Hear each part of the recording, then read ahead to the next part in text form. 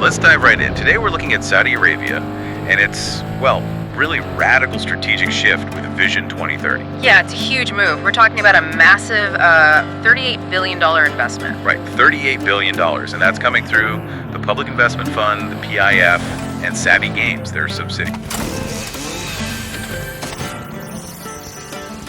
Exactly.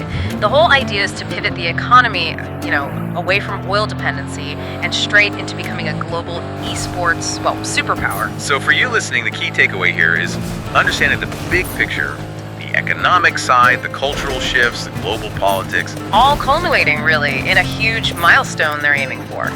Hosting the Olympic Esports Games in Riyadh. That's set for 2027. Okay, let's back up a bit. Where did this actually start? It links back to Crown Prince Mohammed bin Salman. It does. Vision 2030 kicked off in 2016. The core goal then, and now, was breaking that reliance on oil revenue. But the specific focus on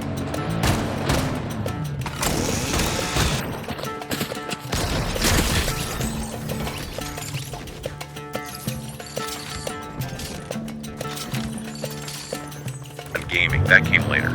The real catalyst was the National Gaming and Esports Strategy, the NGES, which they launched in 2022.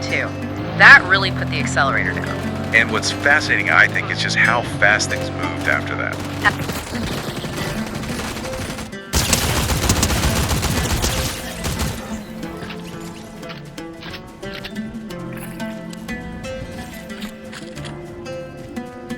Absolutely. Almost immediately, they took Gamers 8, which was already a thing, and just massively scaled it up. Turning it into the Esports World Cup. Exactly. With a $70 million prize pool. It's a huge statement. A very calculated move for global leadership then. And it's all building towards that 2027 Olympics goal. Yeah, that's the anchor point. Hosting the first official Olympic Esports Games as part of a 12-year deal with the IOC. And you'll see games like Valorant, League of Legends, the big ones. Let's talk about the money again. The ambition is just staggering. You turn gaming into a post-oil economic engine. That's the plan. They're targeting, I think the number is $13.3 billion added to the GDP by 2030. And jobs too, right? Yeah, 39,000 jobs. And that's across the board. Pro players, sure, but also developers, event staff, the whole ecosystem.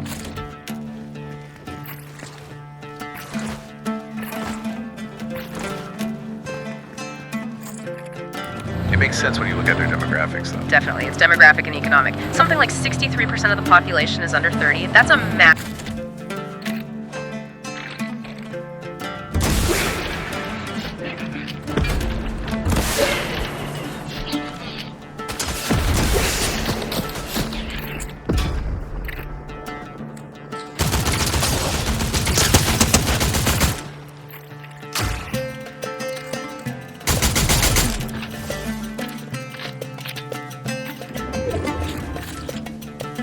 Empower them. Exactly. Teach them skills, strategy, tech skills, creativity. Basically trying to turn a popular hobby into, actual career pathways. Okay, but is that pivot realistic? I mean, shifting an entire workforce from oil to, say, game development.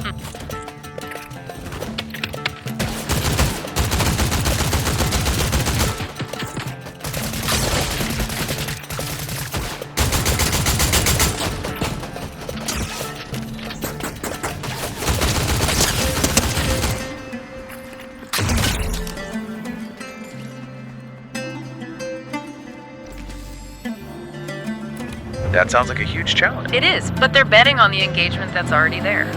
And it's explosive. What are the numbers like? Well, get this. 23.5 million players. That's something like 67% of the whole population. Well, 67%. Yeah, highest player penetration in the whole Mindanao region. And crucially, 70% of those players, they're aged 18 to 24. And culturally, it seems to be accepted now. Increasingly so. Reports suggest 64% of Saudi youth see esports as a real sport. Participation's tripled since just 2015. And they're building infrastructure too, like training camps. Right, camps like Hawaii. And it seems to be driving some social change too, particularly more involvement for women. We're seeing figures like 330,000 registered female athletes overall. Okay, so that leads us to the, let's call it the core tension here. Which is? Well, you've got this massive investment driving change, skills, engagement.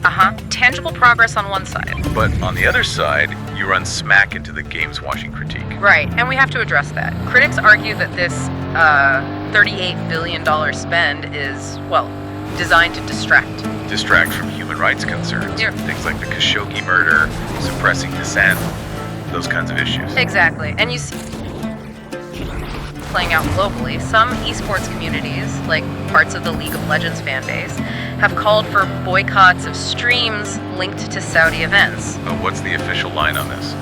Well, the Crown Prince himself was pretty direct about it. He reportedly said that if this investment adds even 1% to GDP, that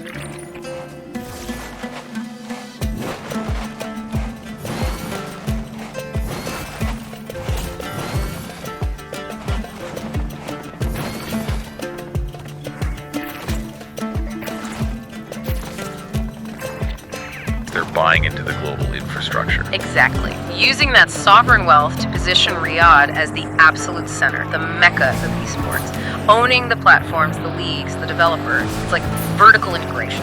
So, wrapping this up for you, the listener. What we're seeing is this immense state-directed financial firepower aimed squarely at